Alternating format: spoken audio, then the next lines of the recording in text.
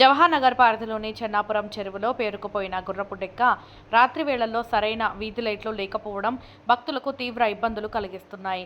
వినాయక ఉత్సవాలు ముగిసిన సందర్భంగా విగ్రహాల నిమజ్జనం కోసం వచ్చిన భక్తులు ఈ సమస్యలపై ఆగ్రహం వ్యక్తం చేస్తున్నారు.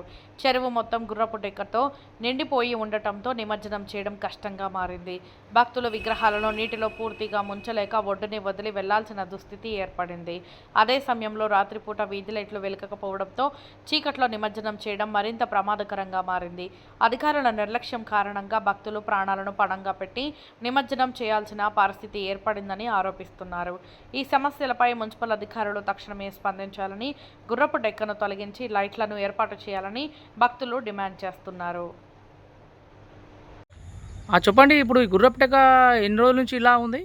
ఇది దాదాపు దగ్గర ఇప్పుడు 6 నెలలు దాకా 6 నెలలు 8 నెలలు అయిపోయింది. ఎవరు గవర్నమెంట్ దగ్గరికి కూడా పోయారు. ఇది మేమేం పట్టించుకొని మీరే తీపించుకోవాలని చెప్పారంట. మరి దానివల్ల తిరిగే పైసలు తిరుగుతున్నారు. మరి అది ఎవరు వేసిరా ఏమన్నా మరి అదే ఇత్తనం పడ్డదా తెలియదు. అప్పుడైతే ఏం లేకుండే. అప్పుడు 7-8 ఏళ్ళ 10 ఏళ్ళ నుంచి కూడా ఏం గింత లేకుండా సాపుగా ఉండే నీళ్ళు. మరి అంటే పరిస్థితి కూడా వాళ్ళు కూడా ఇప్పుడు గాల వేసి వాళ్ళు వేసి కూడా పట్టుకునే పరిస్థితి కూడా లేదు. చేపలు మీరే తీపిచ్చేయండి అని ఎవరన్నారు? అక్కడ మేడం అన్నదంట, కలెక్టర్ ఆఫీస్ కాడ. కలెక్టర్ ఆఫీస్ కాడ మేడం అన్నదా? అన్నదంట. మరి అది మీరే బెస్తా వాళ్ళని అన్నదా? బెస్త వాళ్ళని అన్నదంట. పోయొచ్చిర్రు వాళ్ళు కూడా 4-5 సార్లు బండి మీద పోయొచ్చిర్రు. పోయిస్తే అన్నదని అన్నారు వాళ్ళు నాతో. ఇప్పుడు మీకు జీవనోపాధ్యాయం ఇదే కదా, మళ్ళీ మీకు చేపలు అప్పుడు బాగా పట్టేది కదా ఈ చెన్నాపూర్ చెరువులో? అప్పుడు బాగా పట్టేది మంచిగా ఉండేది. కానీ ఇప్పుడు ఈ ఆకేసిన కాడికి వెళ్ళి ఇప్పుడు చేపలు లేవు, ఏం పట్టుకుంటలేరు, ఏం వలలు కూడా వేసుడు పరిస్థితి లేదు.